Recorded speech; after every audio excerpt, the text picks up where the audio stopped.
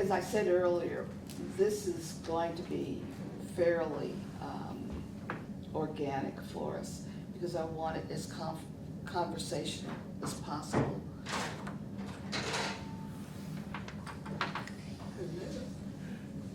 How are you?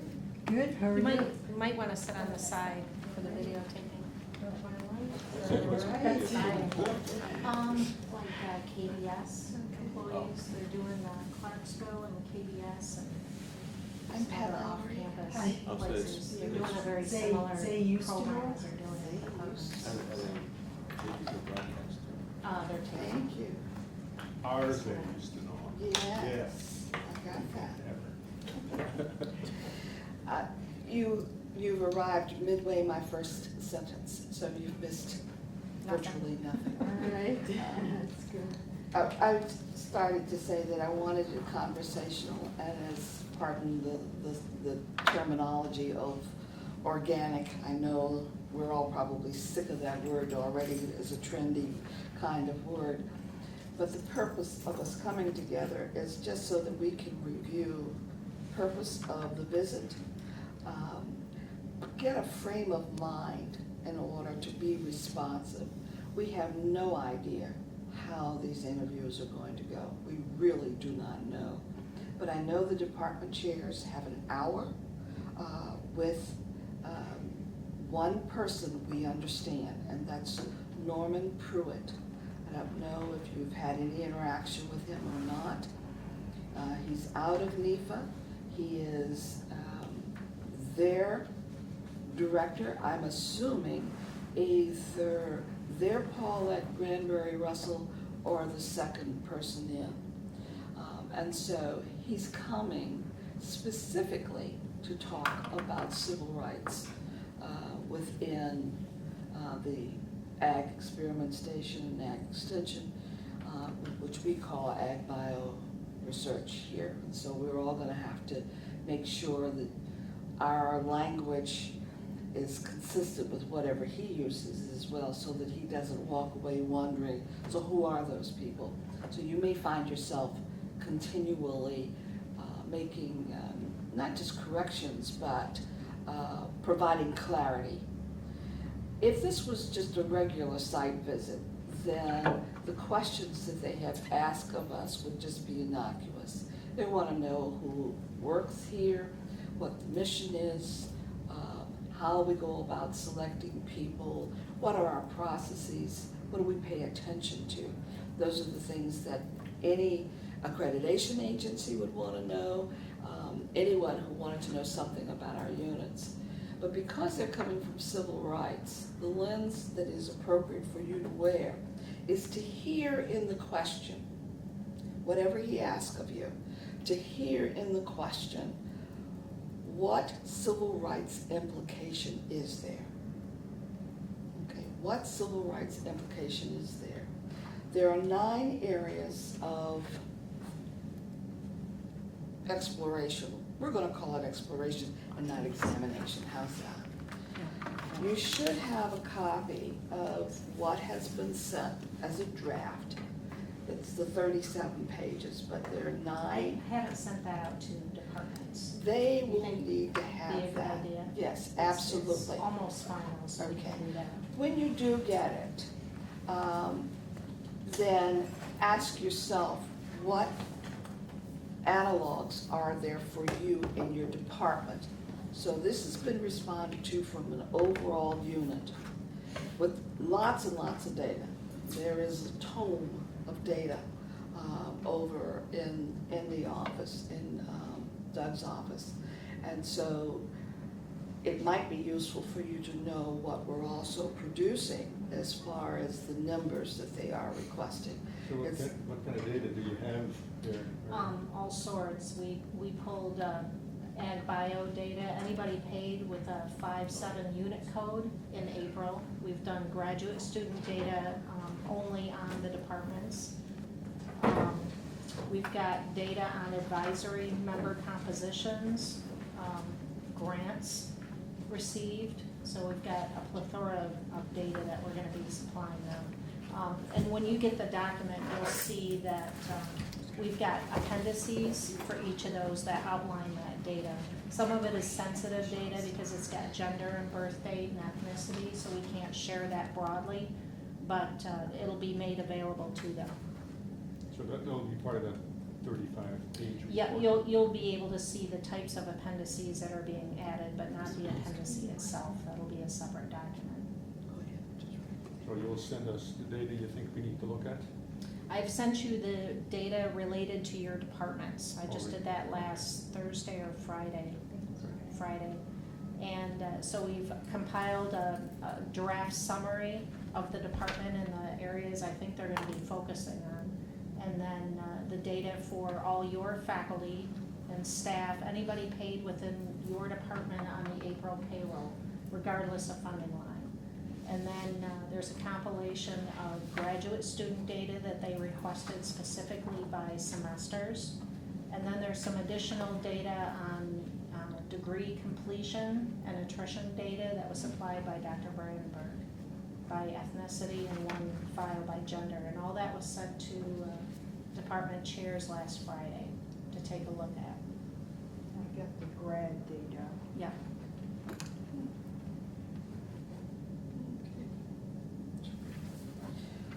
So, if the lens is civil rights and the areas, because you don't have it, I'm just gonna read them to you. Overall management, so they want how the department is structured. We have provided for them the university organizational structure, how ag and natural resources is structured, the interrelationship between the ancillary units that are being evaluated. They want to know about resource allocations, graduate students, as you just heard, a lot on graduate students. We're going to get into that. Employment processes of hiring, employment processes of annual review, tenure, promotion. They're going to want to know exactly how internal evaluations are done, if there are policies, and do you look at them? Do you look at trends? If you see something, what kinds of adjustments might you make? They want to know about public notifications, and the general unit has done that in their relationship to the public around NEFA activities. You've seen the posters, they want to know about those. Then there are a couple of questions you may not think about unless you've had to deal with them, and that's accessibility to research, information, and facilities. So that's 3 different areas. Accessibility to research, how folks know about, learn about. The same thing on research facilities. And so that's about capacity, capability, accommodating handicaps, both physical handicap as well as those that we can't always see. You may not know the answers to these questions, but at least you need to know they're going to talk about it. And then one which was a little difficult for even us to approach, and that was limited English proficiency. So remember that this is civil rights. And so when you get the question, that's what they're coming from. So, what we're, There's a question on the ladder. So, English language proficiency limitation. So, we don't admit students that don't have a TOEFL score, TOEFL score. Is that an issue, or? no, Fred, what I think they really are getting at is because of the nature of the business, do we provide, for example, the public that we deal with, do we provide information to them when we know English may be a second language? How do we communicate? How do we get that information to them? If we're on a site, off-site, we've got some where the workforce, English is a second language. And so how do we communicate around that? What do we do? First of all, do we know it? Do we know that English language proficiency may be an issue?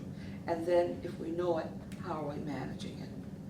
I think that's a fair approach to that.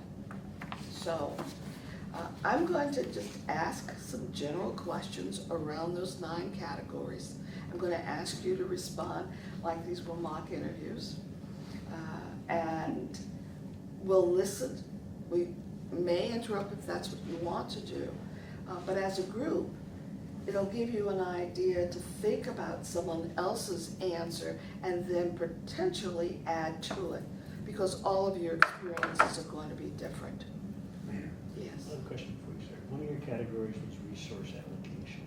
How specific are they looking? They're going to want to know almost pennies, but that data will be available for them. That's already been put together. And so what they want to know is, now that they know that you've got 10 cents, how did you allocate it? And under what circumstances did you allocate those 10 cents? And were some folks allocated more than others? If so, then why? And have you looked at any trend that you've established over time that only certain people were getting them? I'm not sure to what extent departments will be asked that. I think it's more the nature of how you, in your departments, allocate resources. That's exactly what I'm talking Yeah, about. So I'm why not sure should- they're asking for monetary data so much, but perhaps the methodology behind the Well, allocation process. I think they should be prepared. I hope they don't ask you.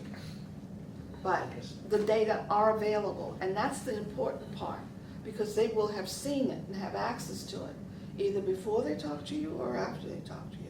And so, and they've asked for the allocation and the distribution to individuals and asked us for data on race and gender. So in light of that, it's important that, I think it's important that you know what's being said about the departments, whether they ask you or not. I think it's to be blindsided not to have some sense of that. I don't expect them to ask faculty that. I do expect the chairs to know. And I guess that comes back to the question, do I need to know that Fred got $5.42, but Chuck got $4.61, or just the procedure? I think you need to know process. If you have responsibility for making those decisions for allocation, then I think you need to know. I can't imagine any circumstance where you would sit and say, well, I really don't know how much I gave Fred. For me, that would raise another question that has to do with fiduciary responsibility. That's what that would raise for me. At that point, I think you've opened a box that they weren't even there to look at, but may raise some questions about process. I think it's also space allocation is another thing. It's not just monetary, so Yeah, they may be looking I'm gonna at get into that as well. all of that in a minute. Can I ask They have kind of a, discretionary funds, so it doesn't matter. can I ask just a general question? What's the difference between my interview on Monday and Chuck's on Wednesday? Okay. So we really could don't both know. be asked the same questions. I both doubt days. it, really. I'm really not sure. Yours may be more of a practical, day-to-day operational, type of standpoint. I really don't know. Okay, but we should both have the same papers General that we're bringing sense. with us? Okay, Yeah. okay. This is right hand and left hand, having had conversations. Okay. And it really is okay. So, what can you tell me about the structures of your departments? How are they organized?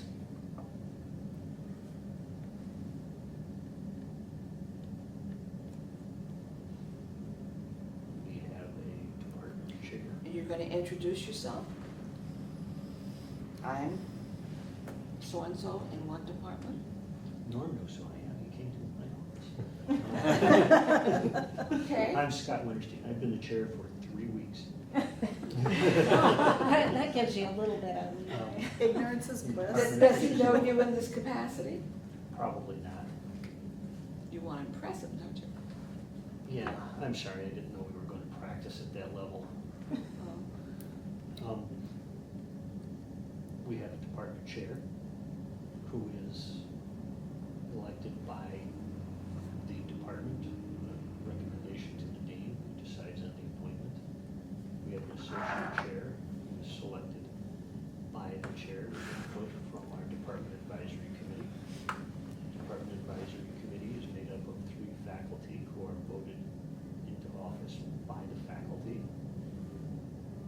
The advisory committee also contains 1 graduate student, plus the chair, associate chair as ex officio members, plus an undergraduate student, but in all honesty, the undergraduate student never comes to the meeting. Because of the structure of Michigan State University, almost all of the decisions within the department are advisory to a chair who has the responsibility for making those. In our department, the discussion generally moves in either direction from the faculty with issues up through the advisory committee to the chair, or from the chair down through the advisory committee to the faculty. Major decisions are all done by vote of the faculty. Thank you, appreciate that. Has there been any conversation in the department about how one brings diverse thoughts to that particular body of the advisory groups, your advisory council to you, when there might be something where you benefit from a more diverse conversation? So perhaps there might be an opportunity to bring in someone on a particular topic when there are issues that might need to have a broader conversation. Fred, I think you've done that on a time or two, have you not? Can you share with us what that looks like? In our department, the advisory committee is elected by the faculty, but there's one position that is appointed by the chair, and that's to ensure diversity. So I make that sort of an appointment. I look at the makeup of the committee, make sure there is diversity through that appointment. And then if there are issues related to, say, cultural issues, with graduate students, or hiring issues as to where can we find people of a diverse background, we often ask consultants, people either in the department that may have that perspective, or people outside the department, to help us think through those issues. Great, appreciate that. Are there other parts of organizational structure within your departments that we may not have talked about? Yeah, so there are a number of other committees, including the Undergraduate Affairs Committee, Graduate Affairs Committee. What else do we have? We'll have the bylaws there. We have a seminar committee. We have an awards committee. So a number of other committees that are made up of, depending on their function, faculty, staff, faculty, students, that make, as Scott says, recommendations to the chair on a variety of topics related to undergraduate, graduate awards, and that sort of thing.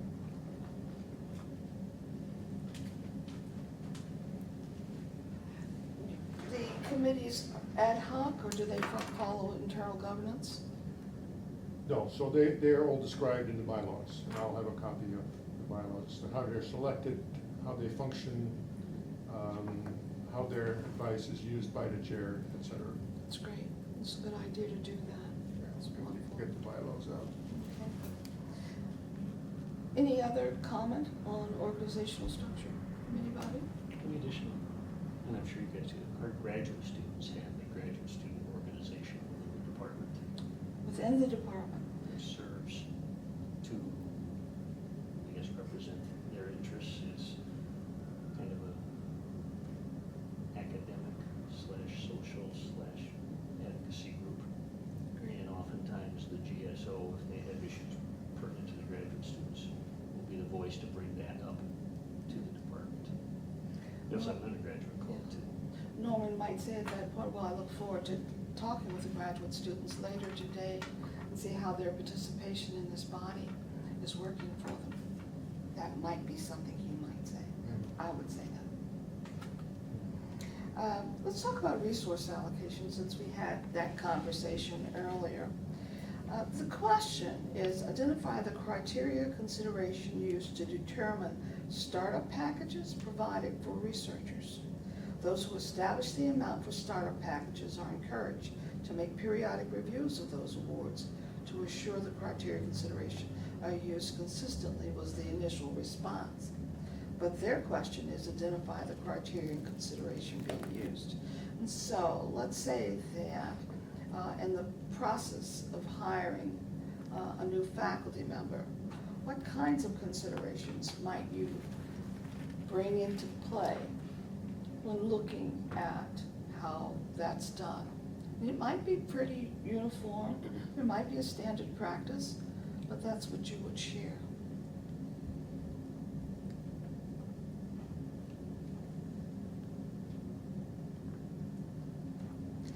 You can talk about your own.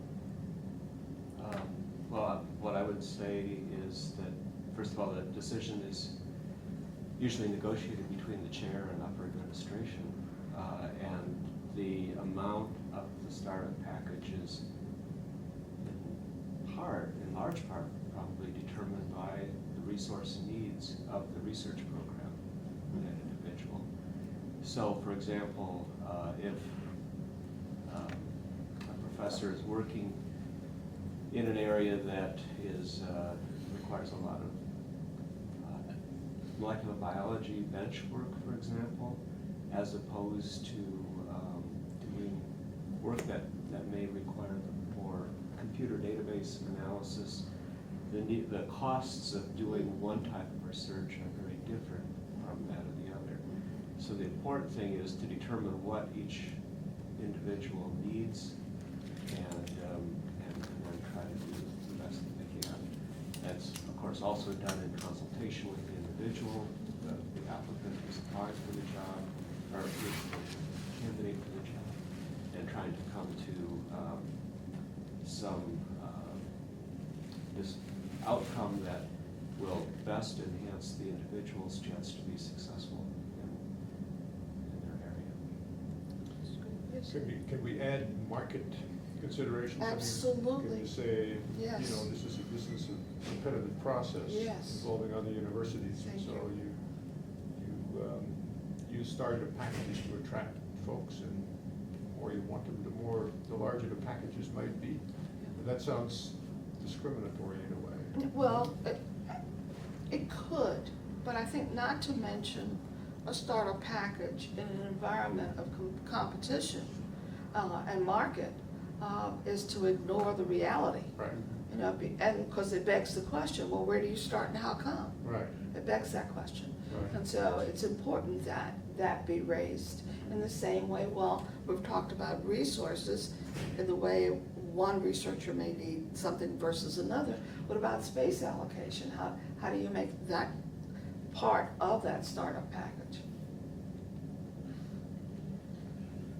And it's really the same criteria that Gail mentioned for the money piece. It has to do with how much room do you need, what's your research like, where's the equipment, and then there's an element of market as well. So it's easier to attract somebody to a nice, spacious laboratory than one that isn't quite as nice or spacious. Perhaps a corner in the back Right, near the elevator right. around sensitive equipment. Pat, so help me on this one. So it concerns me, so that's the reality. That's Now, the reality. It does sound a bit like, if you don't look like me, and if I don't want you, then I'm not gonna be near as generous as when I do want you. Will that- Well, how would you handle that if you thought that was the case, Fred? Well, I mean, I don't operate that way, but one could, if I was suspicious that one was, then I would worry about that process, right? Because Okay, so let's construct a question around that. Does everyone get the same package? We've already said no, market is important, but above that, what else, what are the considerations? So, for example, in what ways do you help the candidate understand what is competitive for them in this environment? Do they meet with other faculty while they're in the process? Perhaps if there are women, and since literature suggests that women don't know how to negotiate as well, and the literature's strong on that. And so in what ways do you facilitate their asking for a fair package? Because as you said, you don't want anyone not to be successful. This is a fair amount of investment in an individual. We want them to be successful. And so what kinds of things do you do to make sure that it's equitable, not necessarily the same? The reality is that particularly when I deal with people that are not very good negotiators, I go, time out here, I'm gonna be your mentor. You were saying this, that's all I'm gonna give you. You're not asking enough, right? And I say that because I don't want them to come back later and say, listen, I can't be successful because I don't have these resources. And I need to go to the higher administration and negotiate with them about this. So I play sort of a dual role, which is kind of weird as a chair, I guess. But I play the role of a mentor as well as the negotiator. Actually, it's the beginning of a mentor relationship with the individual. Mhm. It's like retention of a student. Retention of a student starts the day after they put down their deposit. And so it's the same kind of relationship that you do with faculty. Their very next question is identify the mentoring efforts. So it flows in that way. Scott, you were going to say something. I guess two quick things. One, unfortunately, when new faculty come in, one of the considerations, particularly with space, is what's available. Yes, I mean, that's a reality. That's a reality. You're not going to restructure the entire department to give a particular lab unless You might not. somebody who has those resources. But the other thing we do, which is, at that point when we're down to really the job offer, a real negotiation, somebody is back for the second time. And we will make sure that on that visit, we have them meet, pair them up, so to speak, with people in the department in a particular discipline. If they're a female candidate, we make sure that they're paired up with one of the female faculty members. How much thought goes into that? Do you just pick any old No. woman? No, Oh, we, as with most things with the faculty, we have faculty who are better mentors than others. We look at, you're trying to make a guess, somebody you met one time earlier on the interview process of who they might, relate to a bit better. It's discipline-based because when you get down to the question of startup, I can't have my physiologist talking to a, moose biologist about what kind of startup they're gonna need, because they're gonna miss horribly. We try to match up. And it's a start of a mentoring process, because oftentimes what happens then is, when they come in for their first annual review, we talk about their mentoring committee, and we have a fairly,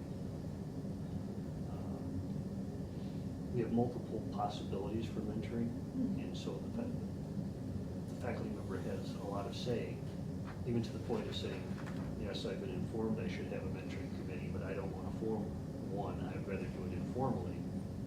But new faculty always take a mentoring committee and almost always gravitate to whoever that person was we paired them with earlier. They mentioned the selection of mentors and how they're assigned, and whether or not they'll ask you that or not, we won't know, but they have asked that of us, and so that would be something that you would think a little bit more about, and you've already started that with that response. And we'll see in our departments by mandate the mentoring policy, so. Good.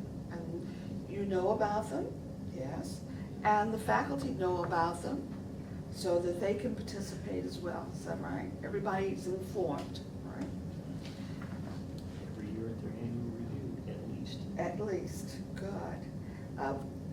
Sometimes research projects, emphasis, or directions are based on where the money is sometimes on a specific interest of the new faculty person, but how much input for new research initiatives, how much input is gathered from a need of any particular population that you may have interactions with? Is that something you ever considered? I don't fully understand the Yes. question. I thought that from the look. Good, that's a good one. So describe efforts to involve new and more diverse sources of input for determining research needs. Is this defining the problem? Defining- It could be. It could be solving a food problem in Detroit. It could be looking at fishery policy governance issues in the UP around tribal nations. It could be who hunts where and why. It could be a whole host of things. And so if we've never thought about that from a diversity perspective, in a directive way, in a specific way, think about what you have done, talk about it in general, and then bring it back to populations. But the point is input from diverse sources. Input from diverse sources. So And I know that could be your stakeholders then. it could be your stakeholders, absolutely. So all of us have advisory committees of various kinds. That's that right. do that. And certainly in our department, we work in Detroit, so there's Yes. a lot of interaction with, on thin ice, some sort, Mhm. interaction with Yep. stakeholders there. That's right. To identify projects. That's right. So, you're doing these things, but you sometimes don't put the civil rights lens on, and that's really what I'm saying to you. You've got it already. This is not you failed the exam, kind of an approach. You're doing things. And so what things are you already engaged in, and how do you solicit that input? That's all this is about. Here's one that's a little bit more pointed. They want to know, do you have any mutually developed research program or other project with 1862s and 1890 institutions? What you can't do is say, what's 1862? What you can't absolutely do is say, what's an 1890? Yeah. You can't do that. We just may as well finish. Okay. So I'm afraid you wrote down, oh yeah, I got that one. Yeah, so yes. We have a number of grants in the department, BERT being one, in which we collaborate with 1890s and 1862 organizations to train graduate students, for instance. So we specifically send out call for applications to those institutions to train graduate students, international graduate students in food and agriculture. What about the 1994?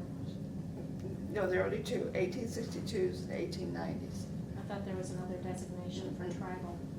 Well, they have not mentioned the tribal colleges, Okay, but we did in our narrative. I know. So, That's right. And that's the current new Ag Reauthorization Act.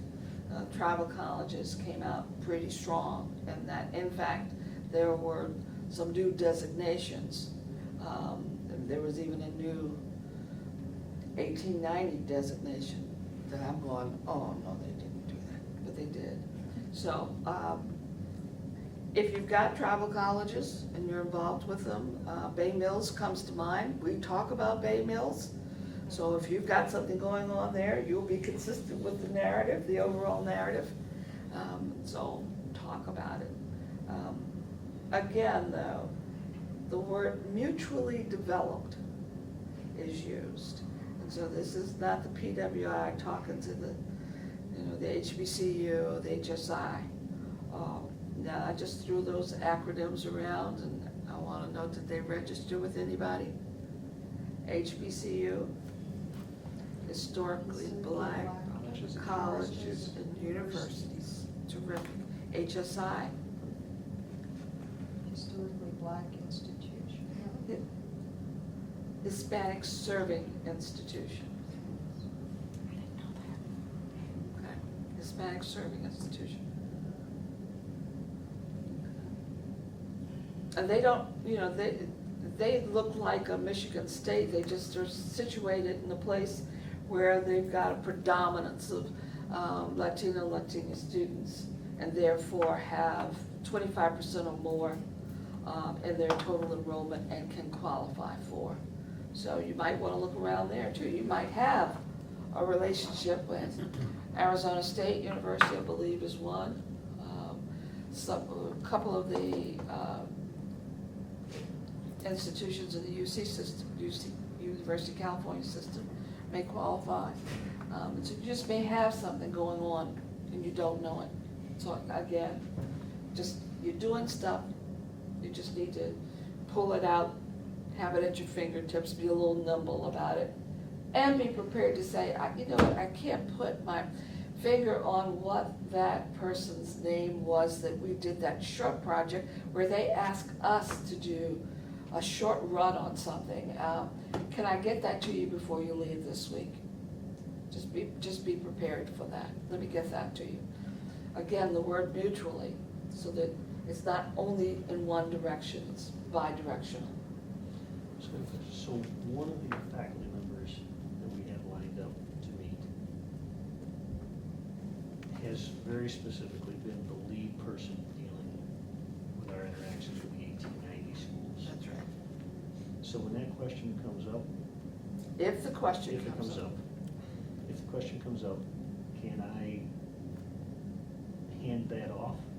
You're not gonna be in the room with them. Right, I know, but if I get asked, If you get asked, you wanna know what your faculty member's doing, and this person can tell you more about that project when you meet with them.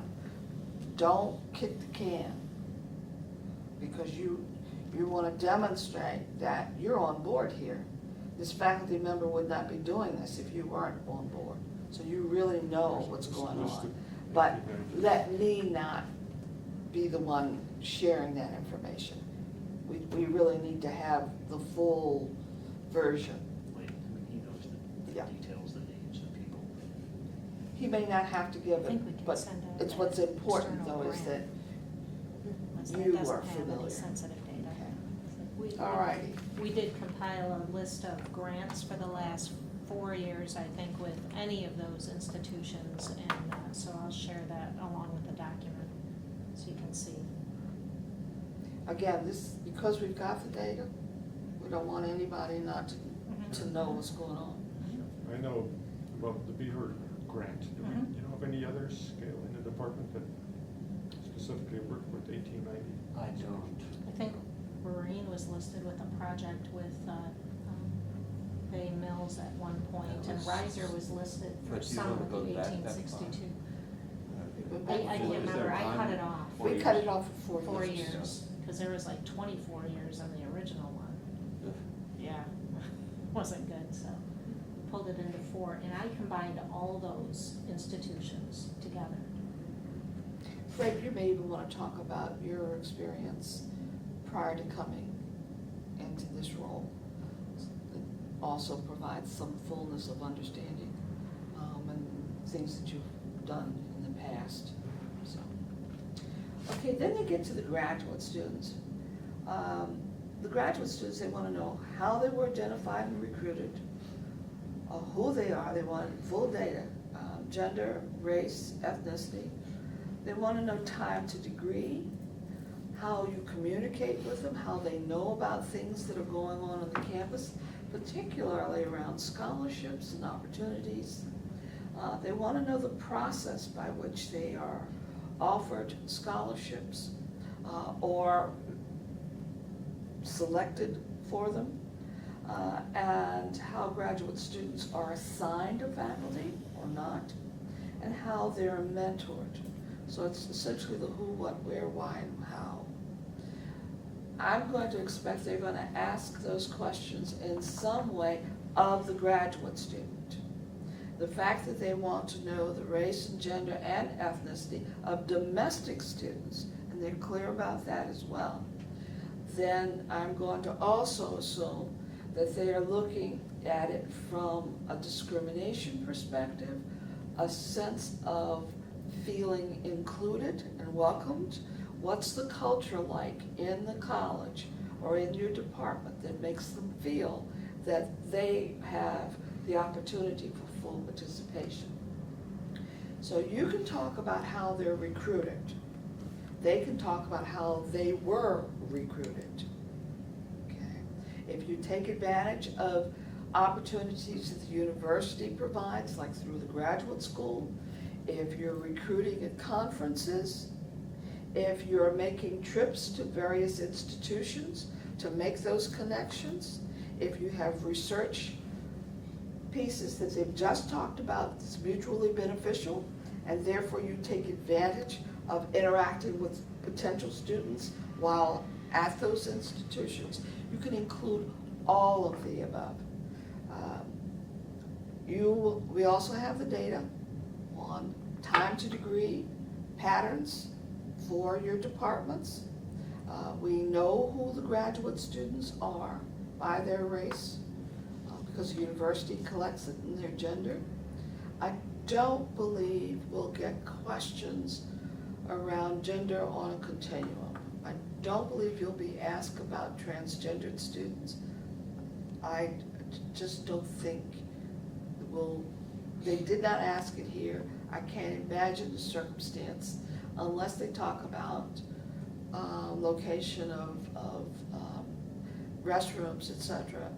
There's nothing in either the documentations that we got from other institutions that have been through this, or their responses back to any questions or queries that have resulted from the site visit that suggest that they'll get into the expansion on gender. If you've got transgendered students, you want to talk about it? Yeah, so I do know the gender of the students, because I can recognize that, but I have no idea about, How they self-identify. right, or gay or lesbian or transgender. I mean, I have no idea. Should I? No.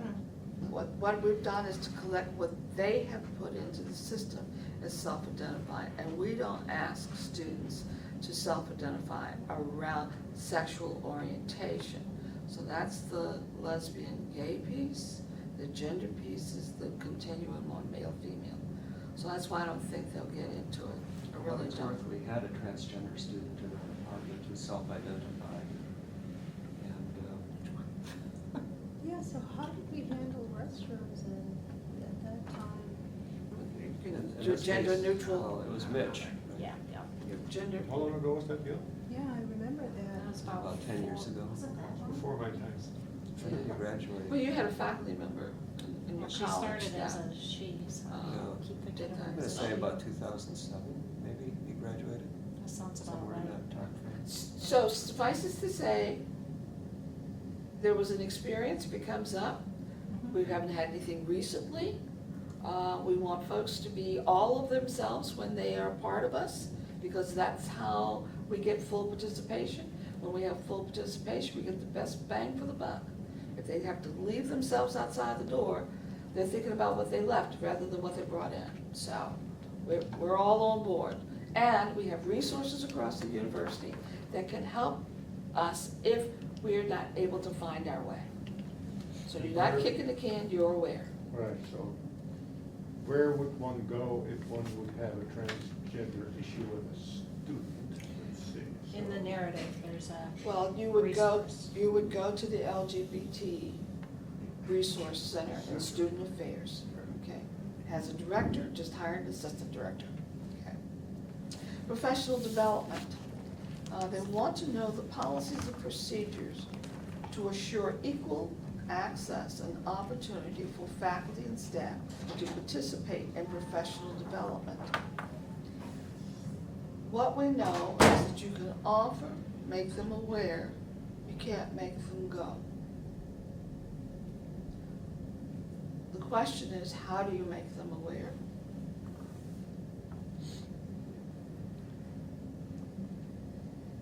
I think our faculty would say that they feel inundated with opportunities, particularly our young faculty. Okay.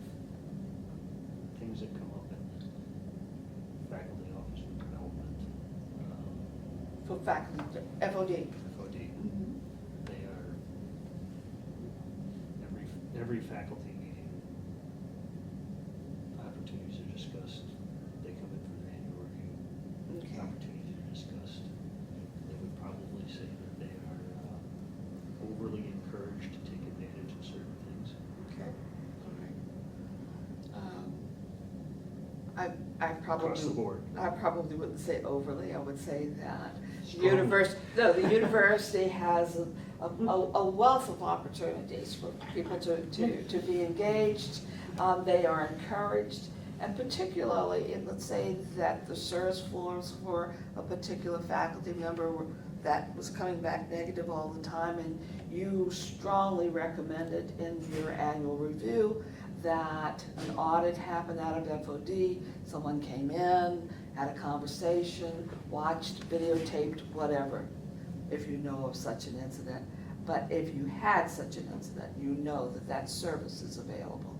So that's all part of professional development. Case, you're not waiting until 3 years or 7 years to tell all your women faculty that they're not going to be successful. Or all your African American faculty that they're not going to be successful. Or all your white single fathers that they're not going to be successful. You have a Both guys. process. I think both guys are something to be avoided, so. Yeah.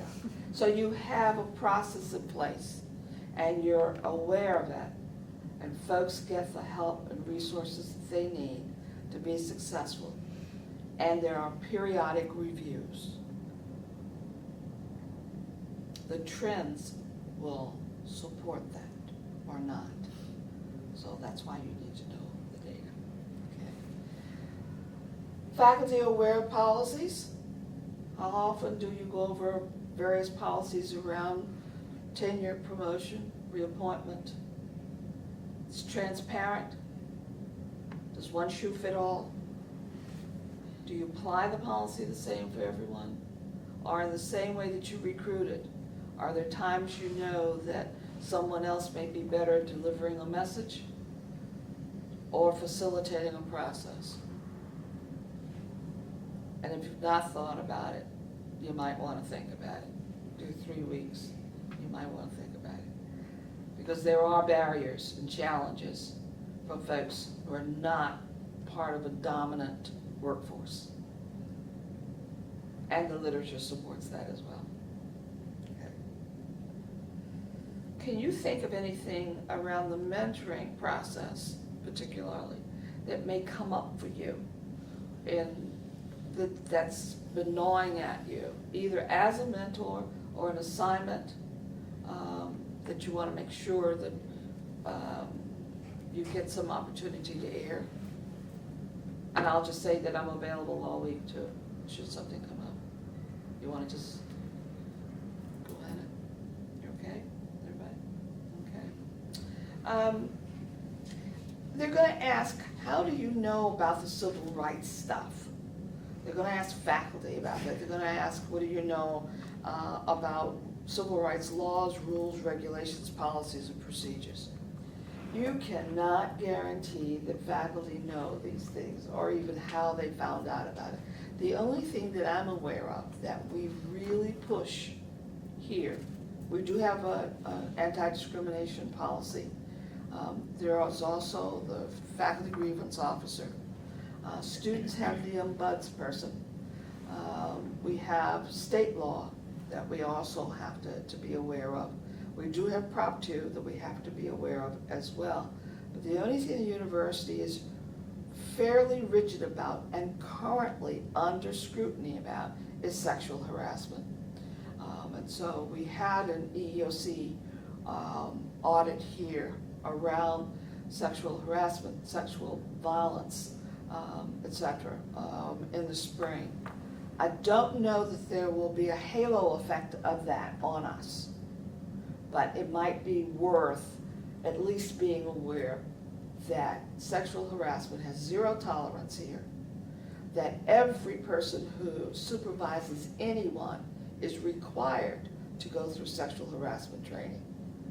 And so that often means mentors of graduate students because they're often employees of the institution. So anyone new coming into that role is supposed to be referred to that offered twice a year. And that's what Paulette is going to say if she's asked. So you might as well be in line with, well, of course, that's what we do here, Michigan State, that's required of us. Okay. Does that make sense? Scott, I'm not sure whether you think this is crazy right now or what's going on. That Okay. that one's the easy one. That one's the easy one. We just put everybody through and did it as part of our departmental retreat. There you go. You say, oh, that's easy. We don't tolerate any of that here. I just had a flashback, Fred, that's all. Okay, the identify efforts taken to eliminate barriers for people with disabilities. Okay, transgendered is not a disability. Okay, so we won't use that. Okay. If you have in the department what is beginning to get fairly common as our faculty begin to age are issues around sight and issues around hearing. I don't know if you've already had to deal with it or not. But it is becoming an issue. And so how might you accommodate that disability with students? We have a center, RCPD, the Resource Center for Persons with Disability. We have referenced them in the document. HR helps us with other areas for faculty and staff. We've not talked a lot about staff today because we don't have staff here except for Michelle. And management need. That's all we have our staff. Yeah. Okay, good, all right. They will want to know the same things. What development opportunities and promotional opportunities are there for staff? They'll also want to know what you know about civil rights. Everything I have said, they have at each time said faculty and staff. So it's important. There is a separate section for staff. So that's important also. And then we've already talked about the limited English proficiency issue. And that's a whole hour. That was easy. Right? So anything that you want to know that comes up for you, the data books are available. We can hash around anything that you just want to hash around. I'll be around next week. I'll be at the opening and the closing. So if something comes up in that opening that says, I need to get on the phone in a hurry, that will happen. I'm not anticipating anything like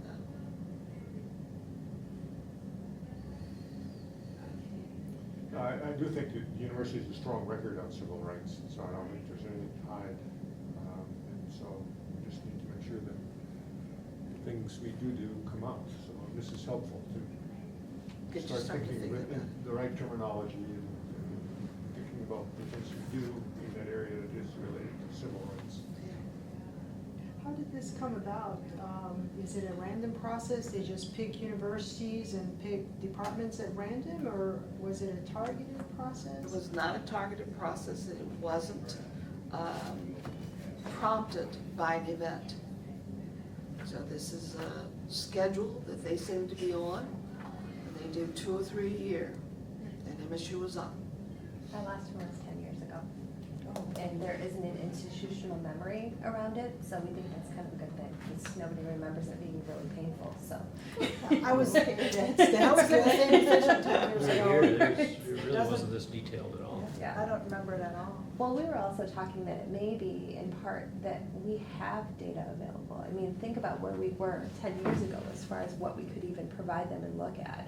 Oh, no, Everything you was so had all this paper-based. too. Right, we You did. had everything. was paper-based, and now Yes. electronically, it's Yes. much easier to sort and see and look at Yes. trends and look at all of that Yes. information. So they probably can spend less time digging through all the papers and more time digging into what we So what actually do. departments were selected 10 years ago?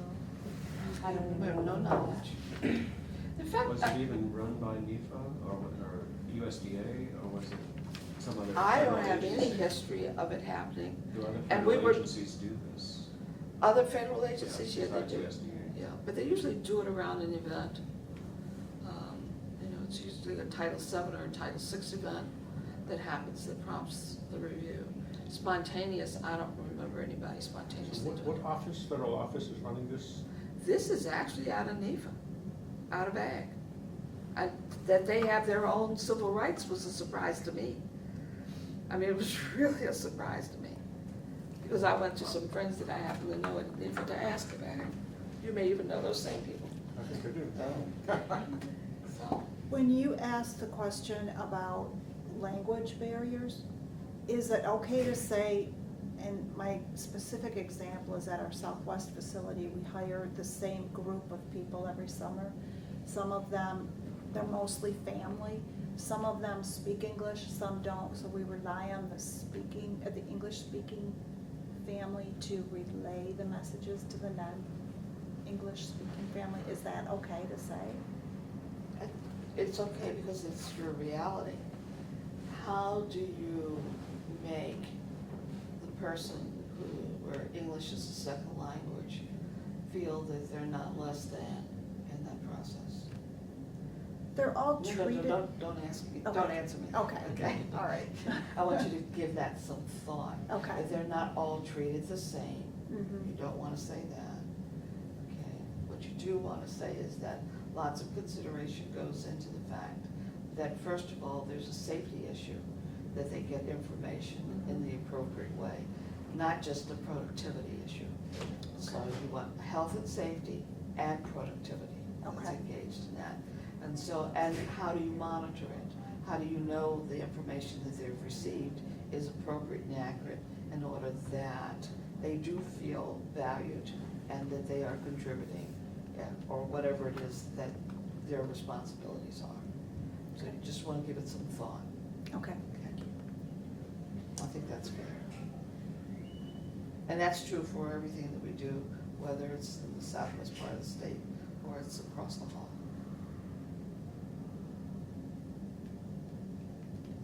Okay. That's it, thank you. Thank you. One thing for you, you have an awards committee. If that comes up, then the same set of questions might come up. How do you make sure that, you know, everyone gets considered, or what role do you play in making sure that folks feel valued, et cetera? I love the fact that you do. Right. Field chair. You're referring to the scholarship. Scholarship committee, right. Oh, okay. Well, I gave you another committee. I gave you an awards machine, you know, that you're nominating your faculty for all the prestigious awards in the college. Yes, we have. And that you're making sure that those packages get put together and get out. That's what I did. Right. Right. You do that? I know you do, because I've sat on those committees. We were 0 for 4 last year. Doesn't mean you don't tidy them up and send them back. I know, but. And then the college asked for metrics, when the metrics said, well, no, it's how many awards did you win this year? Looks like there's a few people. Well, thanks, waiting Brian. outside. Thank you. Thank you very much. This was really helpful. Yeah.